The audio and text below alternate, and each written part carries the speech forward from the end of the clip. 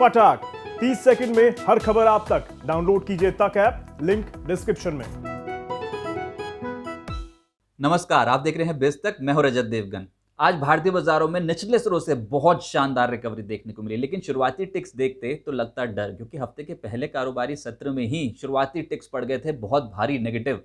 जी हां, आज के सत्र की जो ओपनिंग हुई निफ्टी की वो 16,937 के लेवल पे हुई। उसके बाद 16,833 का लो लगा गया, यानी कि पिछली क्लोजिंग के हिसाब से 170 अंक नीचे था निफ्टी। और उसके बाद पहले घंटे के बाद जो लोअर लेवल से जो शानदार रिकवरी देखने को मिली है, 17,086 की क्लोजिंग, निचले स्तरों से 253 पॉइंट्स बढ़कर निफ्टी बंद हुआ है।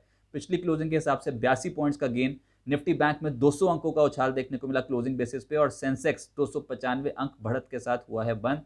शानदार रिकवरी थी। एडवांस डिक्लाइंस में निफ्टी 40 ऐसे शेयर्स जहां पर हरे निशान में क्लोजिंग आई है, और 10 ऐसे शेयर्स जहां पर लाल निशान की क्लोजिंग होती हुई नजर आई। ब्रॉडर मार्केट्स में 55% शेयर्स आज के सत्र में हरे निशान में बंद हुए हैं एनएससी में। और अगर फ्यूचर्स में देखें तो 69% ऐसे शेयर्स जहां पर हरे निशान की क्लोजिंग होती हुई नजर आई है।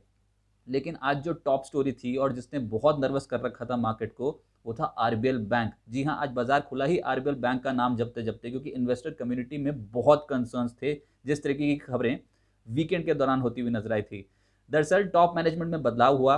इनके जो मैनेजिंग डायरेक्टर और सीईओ हैं विश्ववीर आहूजा, उनको तत्कालीन प्रभाव से उनकी मेडिकल लीव अप्रूव कर दी गई, और ऊपर से एग्जीक्यूटिव डायरेक्टर राजीव आहूजा को अंतरिम एमडी और सीईओ नियुक्त कर दिया गया। लेकिन सबसे बड़ा जो स्टेप था वो आरबीआई ने उठा लिया, और उन्होंने एडिशनल डायरेक्टर योगेश के दयाल को बना दिया अगले 2 साल के लिए। एडिशनल डायरेक्टर की क्या जरूरत आ गई किसी बैंक में? जब ये सवाल सामने निकल के आया तो इन्वेस्टर कम्युनिटी हो गई नर्वस कि क्या पैसा सुरक्षित है कि नहीं, क्या बैंक की वित्तीय हालत ठीक है कि नहीं। हालांकि मैनेजमेंट ने क्लैरिटी जरूर दी, कल के सत्र से ही उन्होंने क्लैरिटी देनी शुरू कर दी थी कि नहीं, कॉन कॉल के जरिए भी, कि सब कुछ ठीक है, फाइनेंशियल पोजीशन ठीक है, लोगों का पैसा सुरक्षित है, आने वाले समय में नतीजे भी बहुत बेहतर निकल के आएंगे, लिक्विडिटी की कोई प्रॉब्लम है नहीं। लेकिन असली स्टेप आरबीआई की तरफ से भी उठा। उन्होंने भी बोला कि हाँ, फाइनेंशियल पोजीशन ठीक है आरबीएल बैंक की और कोई दिक्कत की बात है नहीं। तो जब ये क्लैरिटी आई, लोअर लेवल से कुछ रिकवरी तो देखने को मिली, लेकिन हाँ, ऑलरेडी डैमेज हो चुका था। जब बाजार खुला तो आरबीएल बैंक एक बार 25% नीचे था, और जो बाकी के बैंक थे जैसे कि एयू बैंक, बंधन बैंक, इंडसइंड बैंक, वहां पर जबरदस्त बिकवाली थी। साथ में 5 से 6% तो यही डाउन खुले थे। लेकिन लोअर लेवल से शानदार रिकवरी बाकी के बैंक्स में आ गई। एयू बैंक, बंधन बैंक, इंडसइंड बैंक में शानदार रिकवरी आज के सत्र में थी। आरबीएल बैंक कुल मिलाकर 18% नीचे बंद होता हुआ नजर आया। हालांकि मैनेजमेंट की क्लैरिफिकेशन कुछ रिलीफ जरूर निकल के आया है, और साथ ही आरबीआई की क्लैरिफिकेशन ने कुछ रिलीफ जरूर दिया है आज निवेशकों को। लेकिन मोस्ट एक्टिव स्टॉक्स में आप आरबीएल बैंक को ही पाएंगे। 2,727 करोड़ का कारोबार, 18% स्टॉक डाउन। इसके अलावा इंडसइंड बैंक 1,029 करोड़ का कारोबार, ये कुल मिलाकर 0.5% ही डाउन दिखेगा आपको। लेकिन लोअर लेवल से शानदार रिकवरी के बीच हुआ है बंद। टेक महिंद्रा 793 करोड़ का कारोबार, 52 हफ्ते के उच्चतम स्तर पे 3.5% ऊपर बंद हुआ। और जी एंटरटेनमेंट, आज डैमेज यहाँ पर भी था, 723 करोड़ का कारोबार हुआ और 4.5% के आसपास का गोता लगा गया जी। गेनर्स में आज आप टेक महिंद्रा को पाएंगे 3.5% ऊपर, निफ्टी का टॉप गेनर। सिप्ला में लेटर हाफ में अच्छी स्ट्रेंथ बनी, लगभग 2.25% ऊपर। डॉक्टर रेड्डीज का दिन ठीक था, यहाँ पर 2% की क्लोजिंग होती हुई नजर आई तेजी की। यूपीएल, कोटक बैंक जैसे स्टॉक्स में आज हरे निशान की क्लोजिंग होती हुई नजर आई। लेकिन जो गिरावट थी उसमें था हिंडाल्को, ये था 1.5% नीचे। टॉप लूजर्स में आज ब्रिटानिया, ओएनजीसी, मारुति जैसे स्टॉक्स पाएंगे, और इंडसइंड बैंक ऑफकोर्स यहाँ पर भी आज गिरावट के साथ क्लोजिंग होती हुई नजर आई है। लेकिन सेक्टर्स आज जो प्रबल था उसमें था फार्मा। लोअर लेवल से जो पलटे उसमें नेटको फार्मा 4.5%, लॉरस लैब्स, ग्रैन्यूल्स, टोरेंट फार्मा, ग्लेनमार्क, ये स्टॉक्स 3% से 3.5% मजबूत थे। फाइनेंशियल सर्विसेज में जो चुनिंदा स्टॉक्स में तेजी थी उसमें श्रीराम ट्रांसपोर्ट फाइनेंस 4% ऊपर, Kotak bank, ICICI bank, HDFC bank, HDFC limited और एसबीआई लाइफ जैसे जो स्टॉक्स हैं वहां पर 1% से 1.5% के आसपास की कमाई होती हुई नजर आई। लेकिन आईटी स्टॉक्स लगातार तेज है। टेक महिंद्रा आउट परफॉर्म कर रहा है एसएमए इंडाइसेस को, 3.5% ऊपर बंद हुआ। एलएनटी टेक्नोलॉजी सर्विसेज 3% ऊपर। टीसीएस में भी हरे निशान की क्लोजिंग दिखेगी। रियल्टी स्टॉक्स में कुछ चुनिंदा ही स्टॉक्स थे जो हरे निशान की क्लोजिंग दिखा के गए हैं। उसमें सनटेक, ओबरॉय रियल्टी, प्रेस्टीज और डीएलएफ जैसे स्टॉक्स शामिल हैं। और सनटेक ने कमाल किया है, आज 9% ऊपर बंद हुआ है ये स्टॉक। लेकिन गिरावट आज थी मीडिया सेक्टर में, जिसमें जी तो था ही लगभग 4.5% नीचे। आइनॉक्स लेजर भी पीछे नहीं था, ये भी 4% का गोता लगा गया। नेटवर्क 18 और टीवी 18 ब्रॉडकास्ट यहाँ पर भी 2 से लगभग 2.25% के आसपास की गिरावट के साथ हुआ कामकाज। एफएनओ गेनर्स में एक जबरदस्त नाम सामने आया, वो था जीएमआर इंफ्रा। पिछले हफ्ते से देख रहे हैं बहुत अट्रैक्टिव स्टॉक, लोअर लेवल से अच्छे रिटर्न्स दे चुका है ये। आज भी 8% ऊपर था। नवीन फ्लोरिन 6% ऊपर। डिक्सन, टेक महिंद्रा और ग्रैन्यूल्स ये वायदा कारोबार पे टॉप लिस्ट पे आप पाएंगे, अच्छे गेंस दिला के गए हैं। मिड कैप गेनर्स की सूची हुई लंबी, जिसमें ब्लिस जीवीएस का नाम था 16.5% ये ऊपर। अशोका बिल्डकॉन 10%, एमटीएनएल में 10% फ्रीज लगा।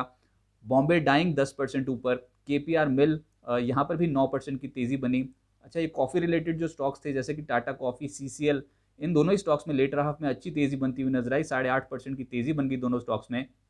स्टील स्टॉक्स में जेएसएल, हिसार और जेएसएल को पाएंगे आप 5 से 7.5% मजबूत। Morgan lab, Procter and Gamble, hygiene and health care, ये स्टॉक भी लगभग 6-6.5% ऊपर था। और हैप्पीएस्ट माइंड्स, गति जैसे स्टॉक्स 5% की तेजी के साथ हुए हैं बंद। इनमें बहुत सारे ऐसे स्टॉक्स हैं जो 52 हफ्ते के उच्चतम स्तर पर भी आज बंद हुए हैं, जिसमें जीएमआर इंफ्रा, केपीआईटी टेक, केपीआर मिल, लाओपाला, मैक्स हेल्थ और साथ साथ Navin Fluorine, Procter and Gamble, hygiene and health care और साथ साथ टेक महिंद्रा जैसे स्टॉक्स 52 हफ्ते के उच्चतम स्तर पे हैं।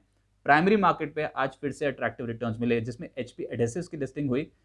274 रुपए का इशू प्राइस था, उसके मुकाबले 315 रुपए पे लिस्ट हुआ, यानी कि 15% प्रीमियम पे। और क्लोजिंग उससे भी बेहतर, लगभग 330 के लेवल पे क्लोजिंग होती हुई नजर आई है। कुल मिलाकर 20.5-21% के आसपास के रिटर्न आज पहले ही दिन एचपी एडेसिव ने निवेशकों को दिलाए हैं। अब कल इंपॉर्टेंट ये है कि Supriya life sciences much awaited listing होगी, क्योंकि 71.5 गुना सब्सक्राइब हुआ था ये इशू, और कल के सत्र में लिस्ट होने जा रही है कंपनी। लेकिन अब आगे क्या होगा? देखिए, इतनी खराब ओपनिंग के बाद जब हर घंटे आपको रिकवरी दिखाई दे रही हो इंट्राडे में, तो कह सकते हैं कि आज बहुत दिनों बाद लोअर लेवल से शानदार रिकवरी इंडियन मार्केट्स में दिखी। निफ्टी लोअर लेवल से 253 अंक मजबूत हुआ और निफ्टी बैंक लोअर लेवल से आज के सत्र में 824 पॉइंट्स का उछाल दिखा के गया है। ये तब जब आरबीएल बैंक की खबर जो है वो निफ्टी बैंक को रूल कर रही थी, उसके बावजूद देखें तो बैंक्स में लोअर लेवल से बहुत अच्छा रिवर्सल आज के सत्र में बना है। और अब इंपॉर्टेंट ये होगा कि सिर्फ निफ्टी की ही बात करें तो पिछले हफ्ते का हाई है 17,155। अगर हमने ये लेवल भी निकाल दिया तो कह सकते हैं कि ये जो वीक बीतेगा, ये जो इस साल का आखिरी कारोबारी हफ्ता होगा, इसकी क्लोजिंग भी एंटिसिपेटेड यही होगी कि बहुत बेहतर हो सकती है। 17,000 के लेवल के ऊपर बंद होना ही अपने आप में बहुत बेहतरीन बात है। तो अब रेजिस्टेंस लेवल्स जो बाजार का निकलेंगे वो 17,155 पिछले हफ्ते का स्विंग हाई, इसके अलावा 17,215 नेक्स्ट रेजिस्टेंस और 17,300 ये अल्टीमेट हो सकता है कि इस हफ्ते बाजार एक बार अटेम्प्ट करे।